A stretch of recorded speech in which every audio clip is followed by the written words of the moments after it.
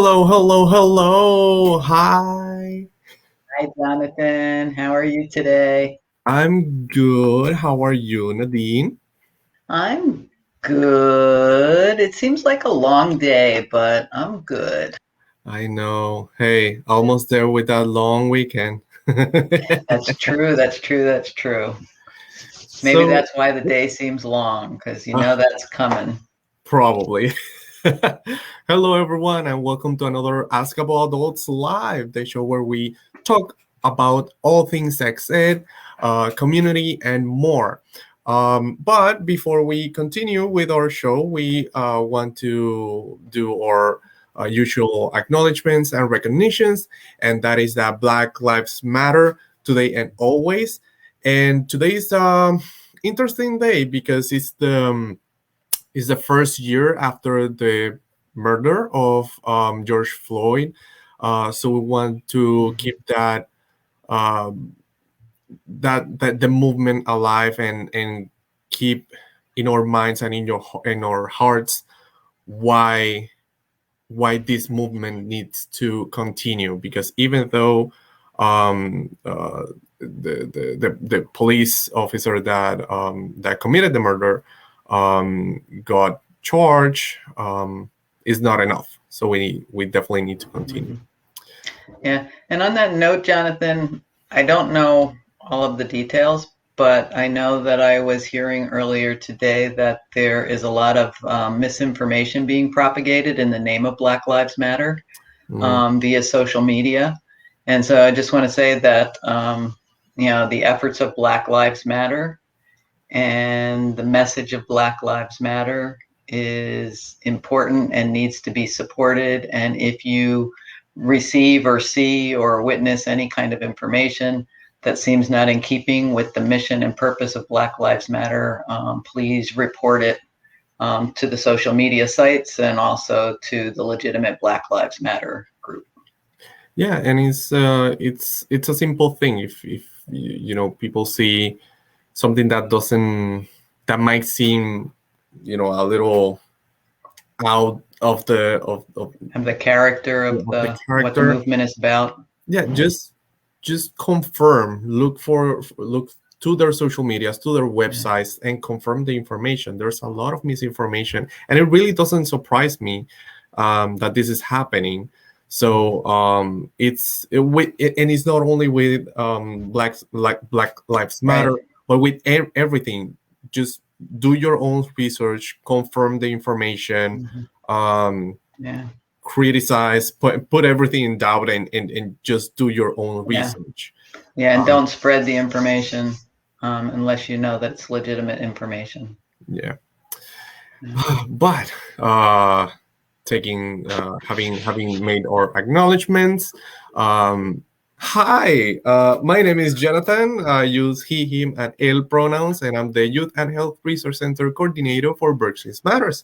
And with me, My name is Nadine. I use they and their pronouns, and I am the liaison for community engagement with Berks Teens Matter. And now, as the world is opening up, if you have any interest in being engaged with Berks Teens Matter, please feel free to reach out. And hopefully, I'm going to be seeing more people out and about that I can initiate engagement with. oh, that is exciting, and you can It is. reach out to us in our social medias: Facebook, Instagram, TikTok. So be sure to connect with us. Yes. So what do we have for today? What do we have for today? What should we talk about today? Jonathan, um, things are evolving just so rapidly in my own awareness about this month of May.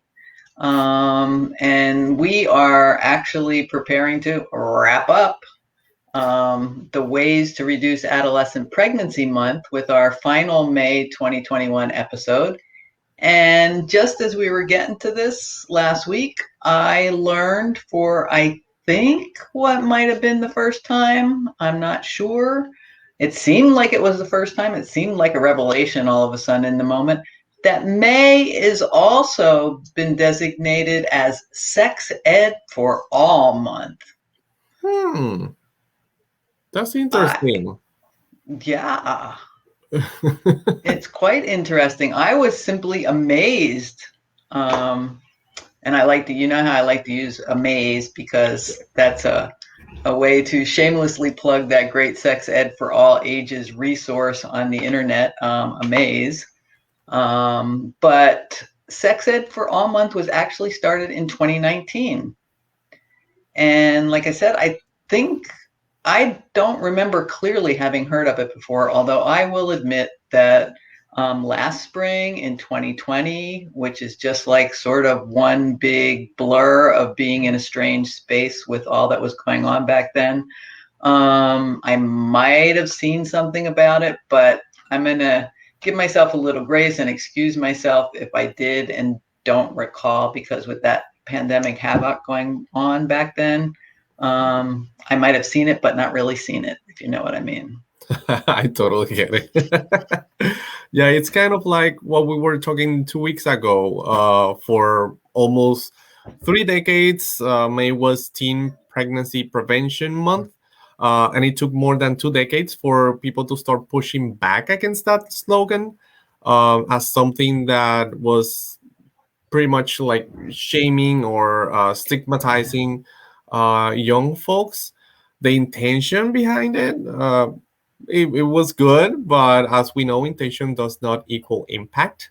And of course, shame and stigma is really not a way to promote health and well-being. But fortunately, seven young women who became parents early in life came together, stood up, and spoke out, starting 2013 with the hashtag No Teen Shame. Their work contribute a great deal to to the naming of May as Sex Ed for All Month in 2019. And something even more exciting, core to their mission is a commitment to uphold the frameworks of reproductive justice, which we're kind of like big fans here. Yeah, we are big fans of that, aren't we? And I mean, first of all, I want to say, like, for those young women who became parents early in life, for them to, find within themselves and amongst themselves the strength and the courage to stand up and speak out against the shaming of teen parents was significant and huge. And to stick with that and keep their work going for the years that it took to evolve into the awakening of more people in the field of sex ed and in communities to create this ed for all month is pretty phenomenal. I mean, it took some time, I think, for BTM too, because when we started, we did start out with some of those negative messages around teen pregnancy as a way to try to reduce teen pregnancy. But at this place, I think, and I feel good about the fact that BTM is pretty much at the same place as these young women who started hashtag No Teen Shame, and the folks who are supporting Sex Ed for All Month, and the folks who are committed to that reproductive justice framework, as you said. I think it may have always been our intention to reduce shame and stigma around sexual health. And I don't think we really grasped how some of our efforts in the beginning were actually contributing to that shame and stigma around teen pregnancy, and that we were really framing it in a negative light. And so it does, once again, can never say it too often these days, that intention does not always equal impact. And I'm proud to say that once we started to recognize some of the impact of what we were doing, we assessed what we were doing and have shifted our messaging and our efforts. And on the upside, we started the conversations amongst ourselves and in the community, and we do think that we have to give credit to the community for the willingness to engage in and to keep the conversations going. We know that this is not necessarily the easiest, because we are we're kind of raised thinking that, Yeah. oh, if you got pregnant, it's because you were doing something that you weren't supposed to be doing, and there's a lot of shame and stigma towards it. But it's a conversations about sexual health, the talking and the listening, that Yeah. has helped to open all of our minds to think more deeply about this subject. And of course, as our thinking has deepened over the years, it's it's pretty clear that we're in the same shift, in the same trajectory as this, from this narrow focus on the prevention of teen pregnancy to a broader vision of sex ed for all, which is, I think, how we've been operating.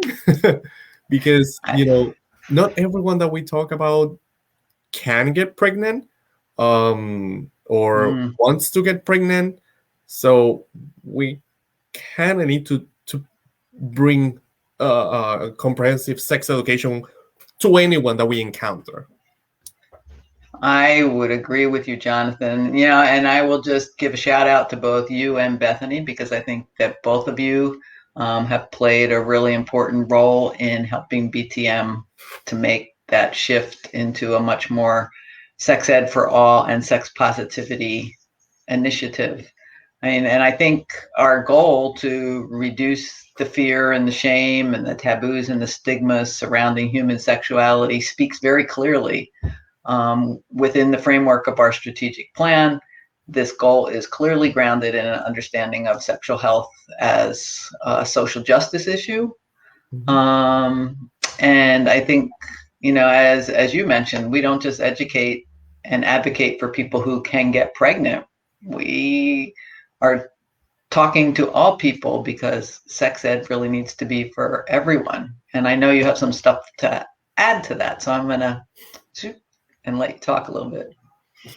Yeah, when we focus too much on people who could get pregnant, um, it's basically like putting ourselves in a box, that could, for example, put us in a abstinence center education kind of, trajectory, because it's essentially missing, the rest of the people. When we think about sex ed for all, it means for all, no matter if they can or cannot get pregnant. But also, it doesn't mean that it needs to be based in fear. Sexuality has been used to oppress and marginalize minorities, and but also to oppress the general population, by subjugating their desires, their sexual identities, and the results are a very prejudiced society that doesn't recognize the healthy aspects of relationships. Um, you know, ah, it grinds my gears.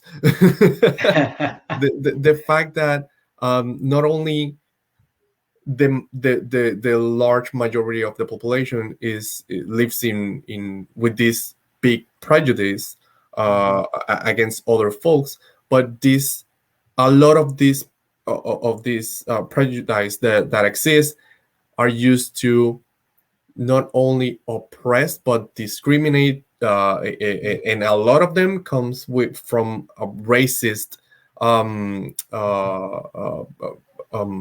standpoint. So we kind of need to deconstruct the visions that we have about sexuality, so we can actually start seeing people and not as monsters, as depraved people, as people who are, consumed by lust or stuff like that. Yeah, We kind of need to start seeing people as people, yeah, regardless of their sexuality. exactly. To be able to see people as human beings, the human beings that they are, is really a huge step. And it's just incredible how all of these things get tangled together in terms of the systemic issues that really are based in sort of a power over and a power and control kind of mindset, and then that spills over into so many aspects of our lives, including our sexuality and the way that we address sexuality historically, and I'm sure will continue for some time, but this movement toward positivity and sex ed for all. I mean, when I hear that sex ed for all, I'm like, I just want to shout it I want to run up to the pagoda and just like shout it out across the city, because it just feels so freeing that we can put sexuality in the context of being human. And I think the oppression that so many people have experienced and the marginalization surrounding sexuality because of the I don't even know what you want to call it, because it's not even necessarily the morals of or the values of some people, because many of the people who have propagated these really restrictive concepts around sexuality have also horribly violated some of the very kind of things that they pretend to promote. Mm-hmm. So it's just like this tangled mess of stuff, because we haven't been able to embrace our sexuality in the context of our humanity and therefore live it out in healthy ways. So the idea that we might be moving toward a place where we have honest and accurate sex education for everyone, regardless of any kind of labels or status we may put on them, that it would be sex ed for everyone who is human, just is incredible to me. And I think it can make a huge difference in the way we relate to one another as human beings and the healthfulness of the relationships that we can form with one another, whether they involve sexual behavior or not. Because as we know, healthy relationships is a huge aspect of all of this, and it doesn't always have to involve sexual behaviors. Yeah, absolutely. And other things that aren't recognized either by the people in power is the access to resources. And I think it's seen as people asking for more things from the taxpayers and the government. But as the folks at the forefront of reproductive justice point out, reproductive justice is a basic human right and is defined in the United Nations Universal Declaration of Human Rights. And, access to resources is key. Often when people have resource access, they don't even think about the fact that many people do not, or the systemic roots of this injustice. Yeah, that's so true. And I think you were talking about the other day that somebody had asked you about why condoms are so accessible. I mean, a perfect example. Why are condoms so accessible, but menstrual products are not? I mean, that's a prime example about what we're talking about, that some folks might say that tampons and pads can be easily acquired from the pharmacy or stores. So what's the big deal? But, are they really? Does everyone, we're learning actually that everyone does not have access to the finances where they can actually buy those products without sacrificing other necessities in terms of the basics of survival, and so we know, and we hear stories these days. This is a good example of sex ed for all, and moving away from that sort of talk about sex like this. Shh, don't say it too loud.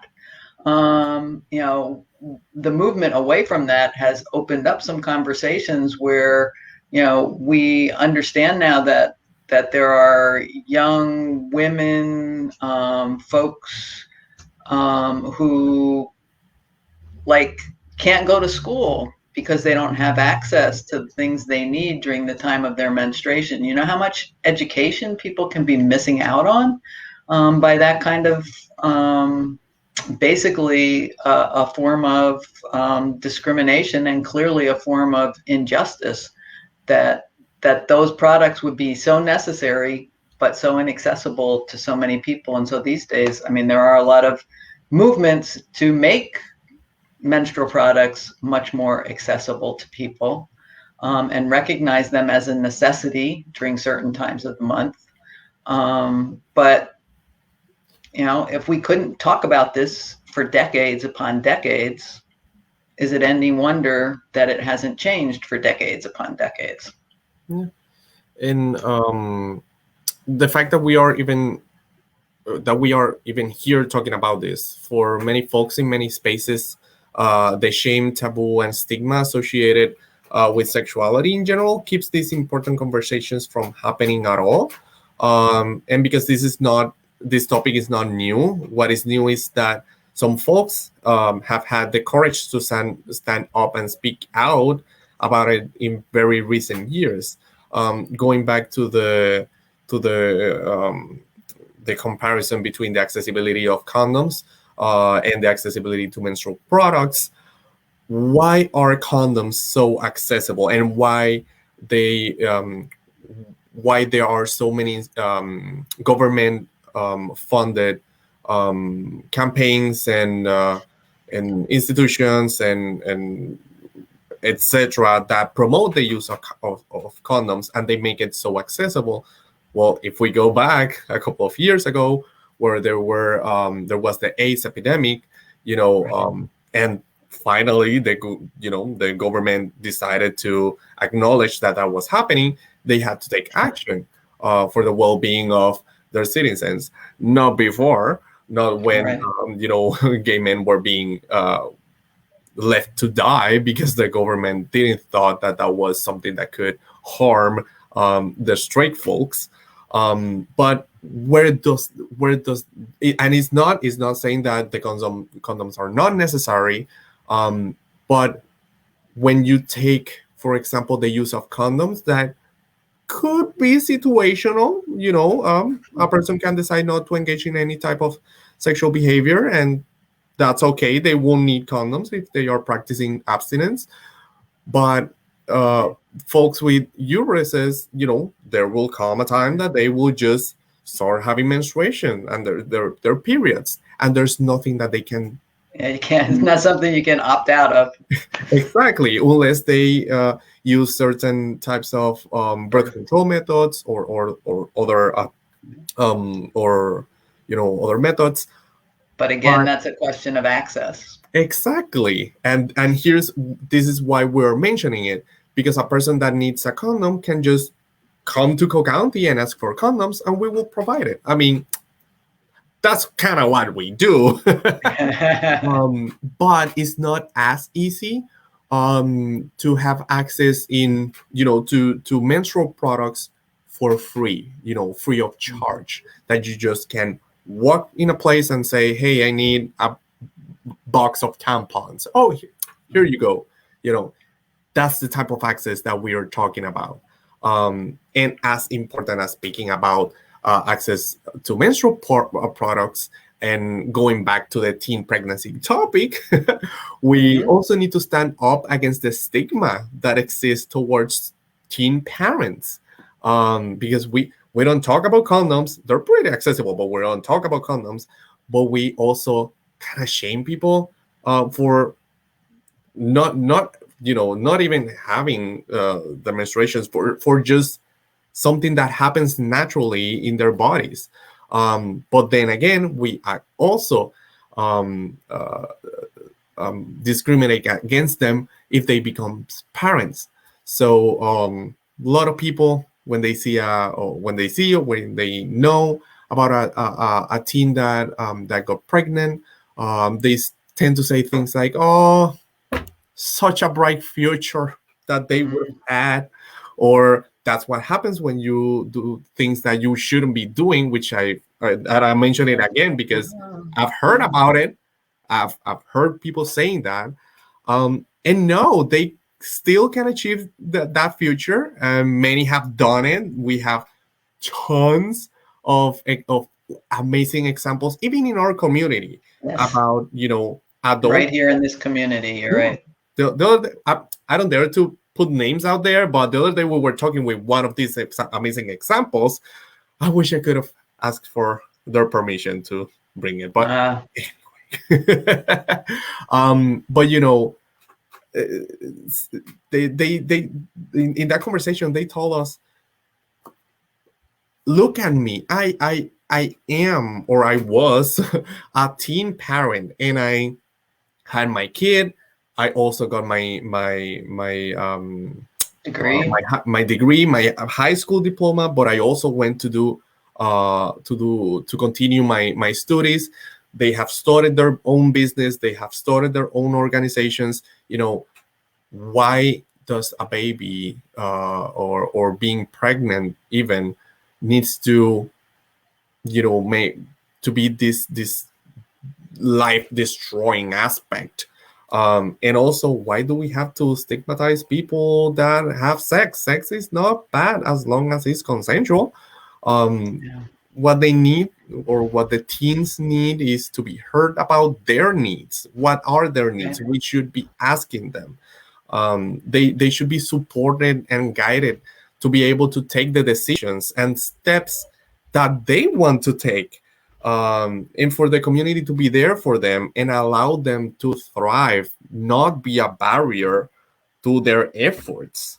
Right. And for so long, we've seemed to think by, speaking about sex and sexuality in hushed terms or not speaking about it at all, that somehow we were doing, I mean, you can't even wrap your head around it, but somehow we were doing right, or we were doing good things for our young people by not giving them the information and education they needed. But as you pointed out, I mean, I think we are we've come to a time of enlightenment, that seems at this point like a no-brainer, but that we know that when you talk to young people and you give them the information that they need and you help them develop the skills, that can help them to think about their choices and their decisions and their options, and give them access to the resources they need, that's what growing up is all about, right? Preparing